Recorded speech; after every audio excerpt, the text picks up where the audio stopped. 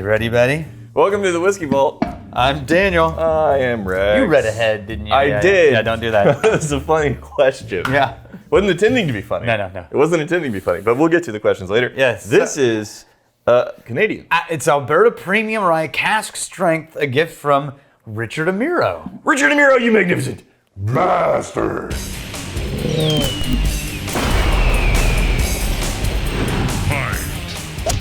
So the Cask Strength, I'm intrigued. Canadian at Cask. We did this before. Brandon Lang and Jamie Zook donated this one, specifically this Cask the Strength. cask? Not this one. Oh. Different cask, right? Okay. So we're going to do a comparison, a flavor drift of what happens in Alberta, because this whiskey won, I think, whose Bible? It was in some whiskey list for like best of the year. Okay. And it was the Alberta Premium Rye Cask Strength. It was Alberta's list.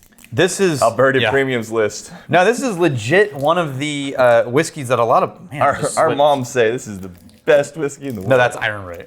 Oh yeah. Sorry, guys. They would appreciate that. No, the mom's the boss. They know. Yeah. They know. So I want to see the difference between this release of it, which is at 66% alcohol. I won't remind you what we said until you smell it and try it. Does not smell that high on the proof. Right? That was one thing we said last time. Okay. Yeah, almost that exact sentence, yeah. Like vanilla cream and light fruit honey. I'm getting yes to those things. It's shiny, and I'm getting like, is it a slight herbal note in between these? Yeah, but sweet it's flavors? like a nice honeyed green tea herbal note, not like baking spices. You know, I'm getting like a vanilla and a little bit of like a light fruity, maybe a melon. I don't know. Is it herbal? I literally said. Did you say melon? I literally said that exact sentence up to the word melon. But no, I you said fruity. and you said melon. No, I heard that. I'm making it more specific. That's fair. More granular. That's fair. Because like fruit's very broad. Yeah. What kind of fruit? And I'm taking it there, and you're like, fair. I just said that. That's No, granular. Obtuse. Yeah. Precise. Yeah, precision. That's your middle name. This reminds me of mochi, green tea mochi. Like you get in those little Trader Joe's mochi packs. Yeah, I like those. They got like the skin, like the ice cream skin. I don't like them because of that You're texture. a But yeah. guy. No, it's good. But every time I eat them, I think, oh, if this didn't have that texture, I would love. Ooh, whoa, hey, that's nice. Is it a rye?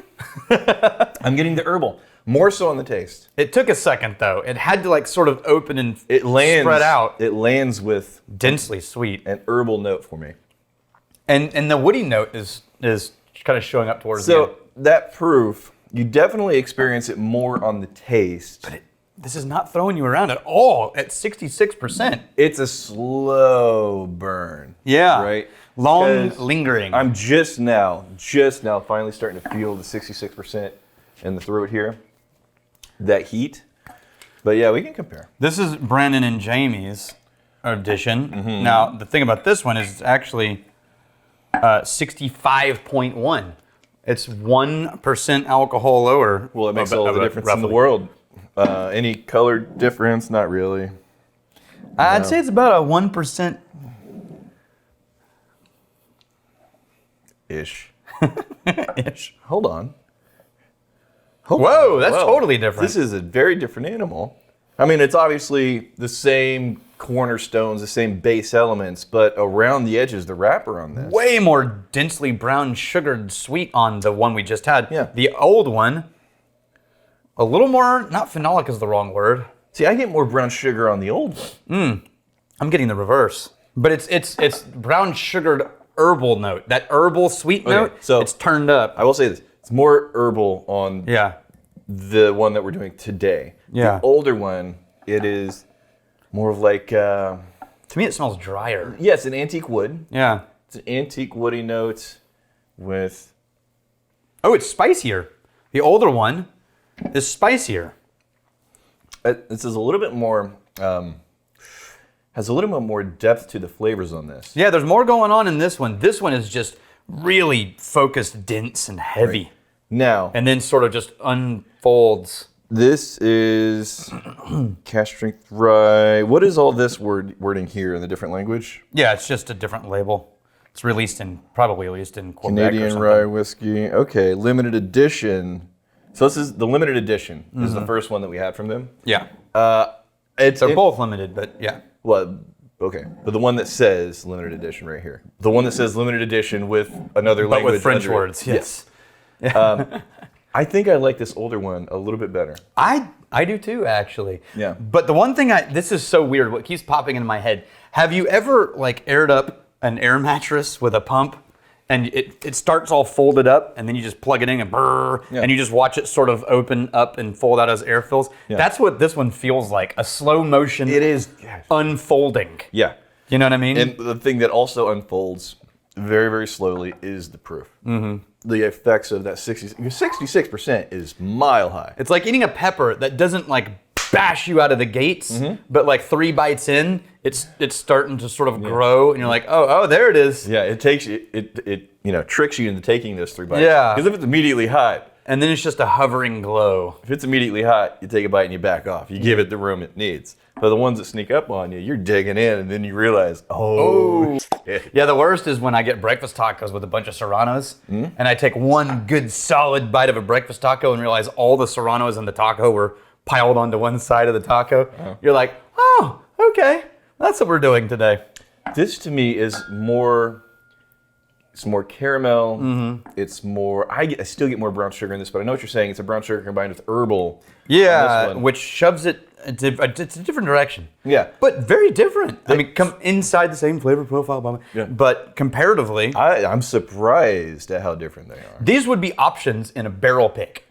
Yeah. That's how different they are. Yes. Like if you're like, hey, this is all obviously Alberta premium cask strength, but if you guys wanted to do a barrel pick for your club, here's like some 3 or 4 directions. Yeah. And it's that kind of difference. And that's not a negligible difference. Yeah. I mean, you can find very, very real, recognizable, obvious differences from barrels to barrel. Yeah.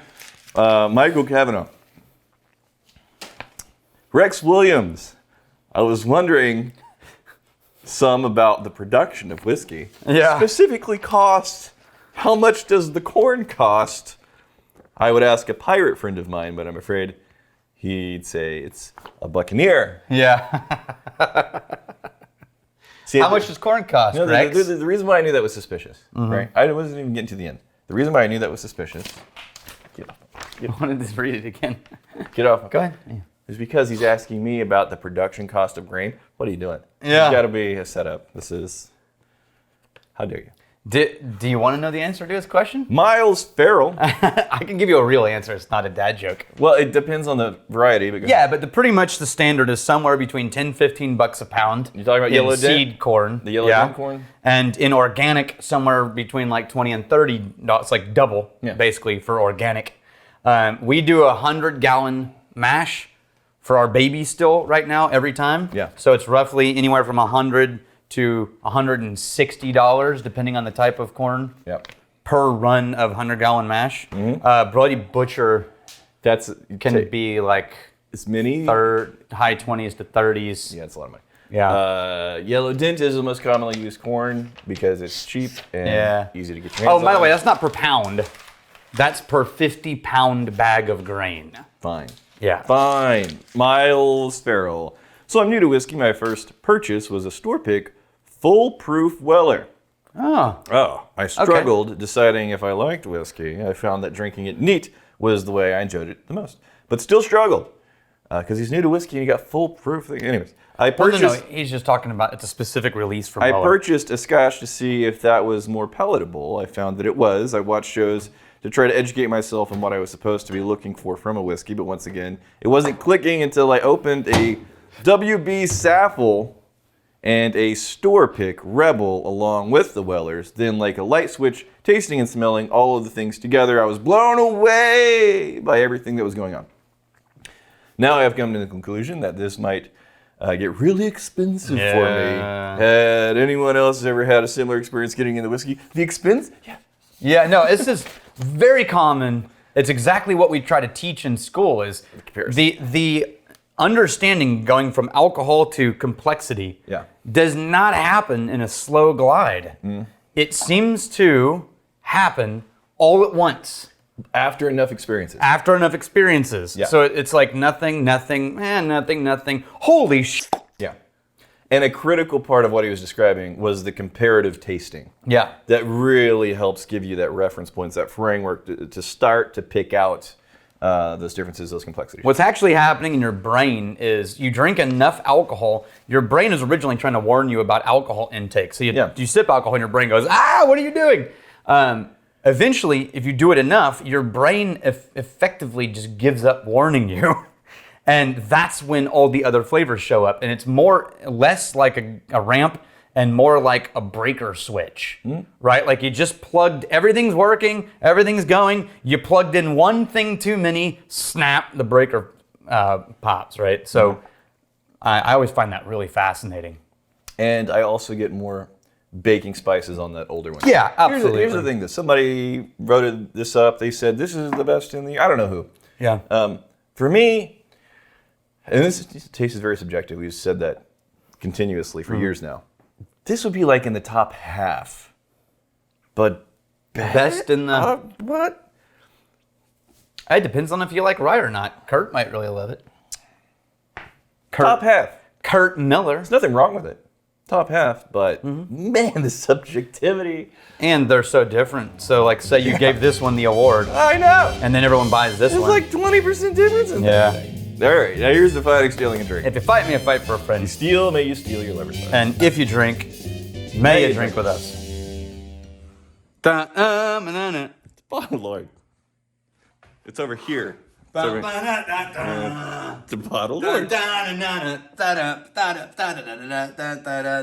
Trenton W. Brown. The bottle Lord. See, I wanted to do it. go ahead. The bottle Lord. Damn it!